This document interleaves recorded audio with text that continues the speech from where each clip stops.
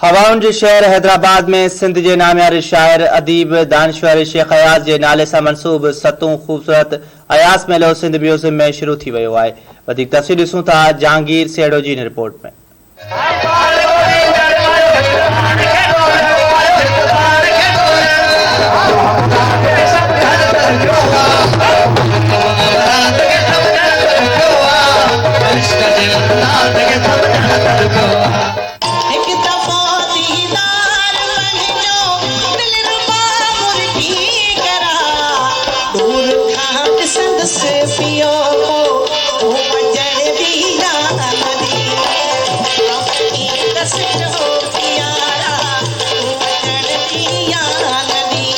सर्द रातुन में हवाउन जे शहर हैदराबाद में सिंध जे नामियारे शाइर अदीब दानिश्वर शेख अयाज़ जे नाले सां मंसूब सतो ख़ूबसूरत अयाज़ मेलो हैदराबाद सिंध म्यूज़ियम में शुरू थी वियो। सिंध म्यूज़ियम में हलंदड़ ही सालियानो मेलो 5 ॾींहं जारी रहंदो। हकीकत इहो आहे त ही मेलो वाहिद मेलो आहे जेको पहिरें ॾींहं खां वठी जेको मोमेंटम गेन कंदो आहे उहो आख़िरी राति ताईं बरक़रार रहंदो आहे। माण्हुनि जी दिलचस्पी बरक़रार रहंदी आहे ऐं अयाज़ जे पांधीड़नि जी जेका असां दिलचस्पी ॾिसो था त सॼी सिंध खां जेके आहिनि से अचनि था ऐं हिन में शरीक थियनि था। हिन मेले जे हवाले सां जेतिरो मुमकिन आहे आलमी मयार जे कंहिं अदबी मेले में जेतिरा कंपोनेंट हुजणु घुरिजनि हिन मेले में असां उन ई सतह जो मयार उन ई सतह जा अदबी वेहकूं रखियूं।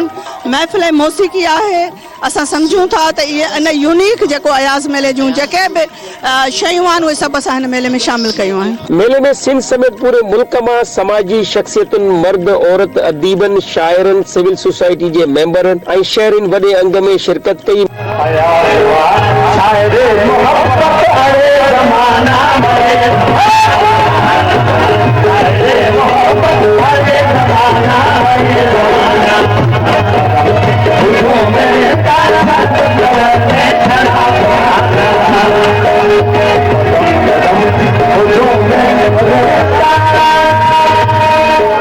मेले जो इफ्तिताह सिंध हुकूमत जे कल्चर ऐं तालीम वारे वज़ीर सैयद सरदार शाह कयो। मुझे कमाल जी ॻाल्हि इहा आहे शेख साहब जी,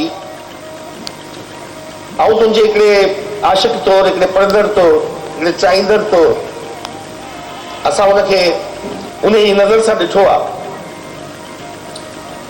पर कमाल हुनजो इहो हो शेख साहब जो त उहो असां अॼोके दौर जे असां जहिड़नि शाइरनि वांगुरु रुगो शाइरी पढ़ी हू तख़लीक़कार कोन थियो। उन फ़लसफ़ो पढ़ियो, उन दुनिया जी तारीख़ पढ़ी, उन मज़हबनि जो तक़ाबली इल्मु पढ़ियो, उन उहे सभु आसमानी मुक़दस किताब पढ़िया, उन साइंस पढ़ी। उहे सभु शयूं पढ़ण खां पोइ हुनजो शऊर ऐं इदराक जेको आहे शेख साहब जो हो, जेका फॉर्मेशन थी शेख साहब जी, उहा बुनियादी तौर ते इल्म मां थी। जॾहिं त तक़रीब में पाकिस्तान ह्यूमन राइट्स कमीशन जे अॻुवाण हारिस खलील शेख अयाज़ ते मकालो पढ़ियो ऐं ख़ासि महिमाननि में मोनस अयाज़, ताज जोयो, डॉक्टर सहर इमदाद ऐं ॿियनि शिरकत कई। शेख अयाज़ अॼु बि ज़िंदा आहे, उनखे ॻायो ऐं वॼायो ऐं यादि कयो पियो वञे। शेख अयाज़ जूं ख़िदमतूं लाज़वाल आहिनि। सिंध खे वञण टोड़ण में सिंध जे वजूद खे बचाइण लाइ शेख अयाज़ जेके कुर्बानियूं ॾिनियूं उहे कॾहिं बि कोन विसरंदियूं। हिन सिंध खे जेका तश्कील भिटाई खां वठी अयाज़ ॾिनी आहे उन में मुस्तक़बिल जा कहिड़ा रंग हुअणु घुरिजनि ऐं उन ॾिस में ही मेलो जेको आहे सो वॾो मददगार साबित थींदो। शेख अयाज़ घणो रुखी शख़्सियत हो, जीअं शाइरीअ में, नसर में, फ़लसफ़े में, ऐं हुन सिंध खे घणो कुझु ॾिनो आहे। असांजे नौजवाननि जे लाइ घणा मौक़ा न आहिनि जिते उहो पंहिंजो पाण खे एंगेज करे सघनि। इन करे इहो सुठो आहे। ऐं हाणे त हैदराबाद में घणा मेला थियनि था, अदबी मेला बि थियनि था। ॾाढी ख़ुशी जी ॻाल्हि आहे त ईअं लॻंदो हुयो त जहिड़ो अदबी माहौल ऐं असांजे इनक़लाबी शाइरनि खे यंगस्टर सफ़ा विसारे छॾियो आहे, पर अयाज़ मेले खे ॾिसी करे अहसासु थियो त ईअं सफ़ा बि नाहे। अञा असांजा यंगस्टर्स जेके आहिनि पंहिंजे क़ौमी शाइरनि सां, हीरोज़ सां ईअं ई प्यार कनि था ऐं सिंध कॾहिं बि मिटजणी कोन्हे। सिंध जो जेको सकाफ़त आहे इहा ईअं ई रहणी आहे। इहो असांजे समाज लाइ हिकिड़ी नवीद आहे ऐं मूंखे ख़ुशी आहे त कल्चर्स डिपार्टमेंट जे हवाले सां असां जेको सहकार माना पहिरीं त असीं न करे सघियासीं।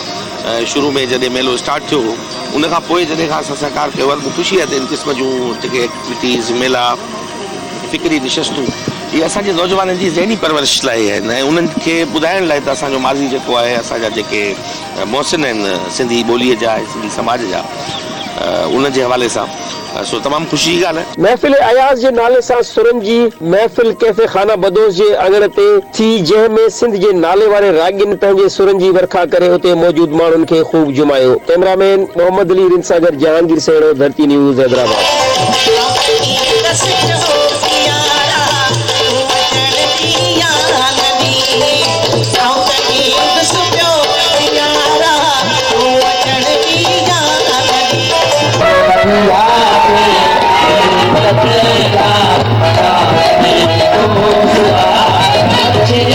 Yeah.